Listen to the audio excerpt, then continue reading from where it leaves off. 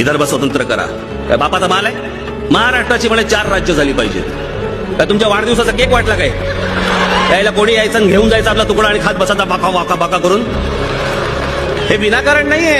हे तुम्हाला वाटेल की कोणतरी काहीतरी गंमत म्हणून करतंय. गंमत म्हणून नाही, हे सगळं प्लॅनिंग आहे. हे सगळं ठरवून चाललंय.